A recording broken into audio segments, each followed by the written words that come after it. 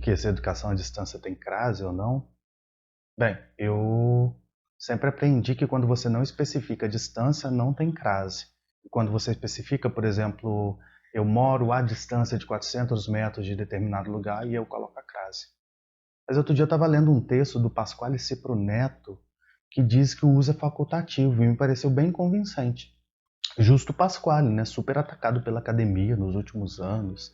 Realmente, a Terra plana capota. Love me and leave me and let me be lonely. You won't believe me, but I love you only. I'd rather be lonely than happy with somebody else. Fala pessoal, tudo bem com vocês? Hoje eu gostaria de falar sobre uma questão que tem surgido diante do contexto de isolamento social das últimas semanas. Trata-se do trabalho dos educadores brasileiros feito em suas residências. Vocês devem ter percebido que muitos professores, e eu me incluo nessa investida, estão disponibilizando conteúdos todas as semanas em suas redes sociais. Nunca vimos um Instagram tão culto, não é mesmo? Mas isso também tem gerado alguns narizes em pé. Desde que as escolas encerraram temporariamente as suas atividades presenciais, o assunto tem sido colocado à prova. O fato já é particularmente problemático no contexto das escolas públicas, em que boa parte dos alunos não tem acesso à internet de modo integral em suas casas, e isso impede que a rede pública dê continuidade a um trabalho à distância, como tem sido feito na rede particular de ensino. Uma pesquisa feita pelo Instituto Península mostra que apenas 14% dos educadores de escolas municipais receberam suporte para a educação à distância onde trabalham. No caso da iniciativa privada, rapidamente as escolas implantaram sistemas que mantêm parcial ou integralmente as atividades acadêmicas sendo desenvolvidas em diversas plataformas cujos recursos são diversificados. Medida justa e admirável, naturalmente. Com isso, de modo imediato, os professores passaram a dedicar suas vidas em casa, produzindo conteúdos, adaptando suas aulas, criando listas de atividades extras de cada disciplina específica, movimentando ferramentas e instrumentos avaliativos diversos, produzindo vídeos, participando de conferências online, fazendo lives nas redes sociais, respondendo e-mail de aluno, WhatsApp de aluno, inbox de aluno, textão de aluno, meme de aluno. Amigo professor, chegou um momento em que o medo de encontrar um aluno dentro da sua geladeira perguntando pela nota da prova soou ridículo diante da situação atual. De uma hora para outra, não ser aquele que já vem dominando as tecnologias de informação e comunicação no seu dia a dia, o professor se viu em um lugar que há pouquíssimo tempo ele jamais pensou estar. E isso reacendeu a discussão em torno da modalidade de ensino à distância, que tem crescido no mundo inteiro, com base no seguinte confronto: impessoalidade no caso do EAD versus acolhimento no ambiente escolar tradicional. Em um primeiro momento, é essa dicotomia que sustenta o debate.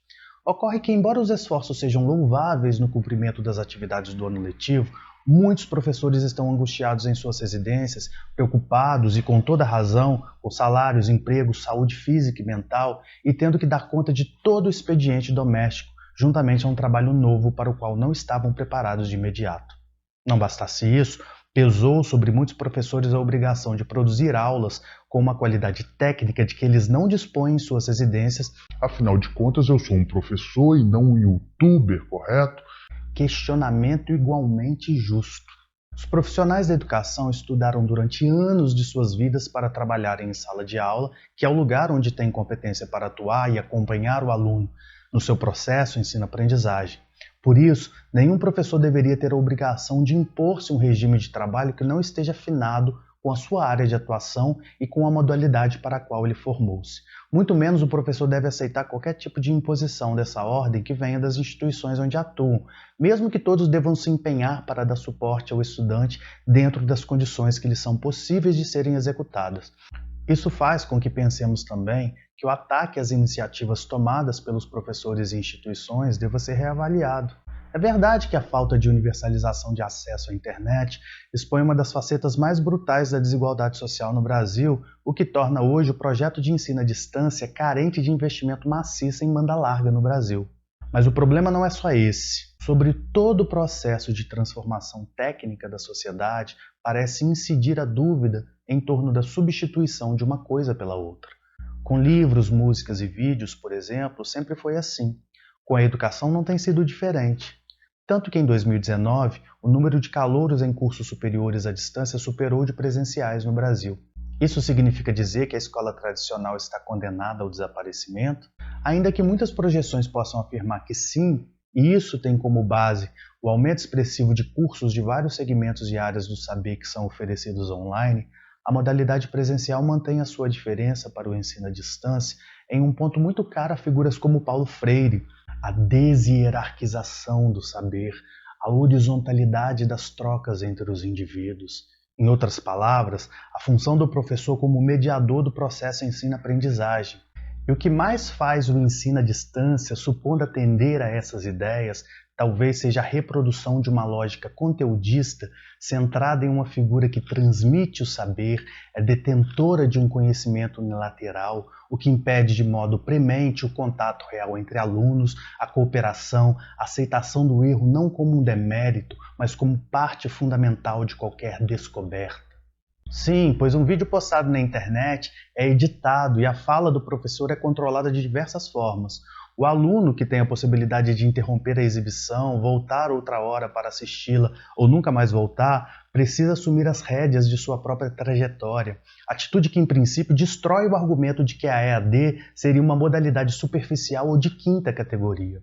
Em uma aula presencial, por sua vez, o professor tem à disposição de um outro tempo de fala, um outro tempo de escuta, uma percepção privilegiada da vibração e da disposição do ânimo de cada aluno para que sua prática seja pensada a partir desse termômetro que é diferente em cada turma, em cada caso, em cada indivíduo. E isso nos leva a pensar na função mesma do educador.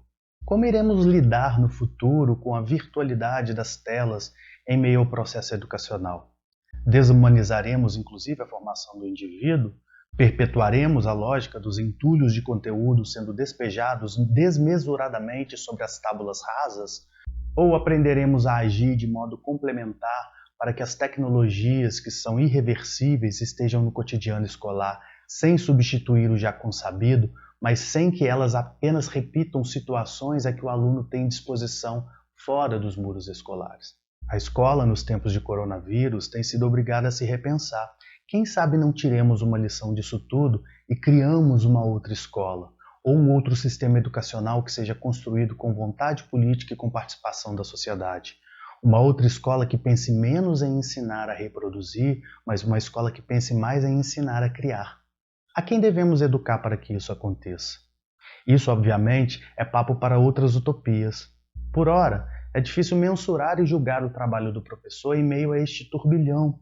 Estamos, minha gente, como em Guimarães Rosa, descobrindo que de repente nós podemos ainda aprender. É isso, pessoal. Obrigado por assistirem até aqui. Não se esqueçam de avaliar este vídeo e se inscreverem no canal. Beijos e até a próxima. Your love is my love is your love. There's no love for nobody else.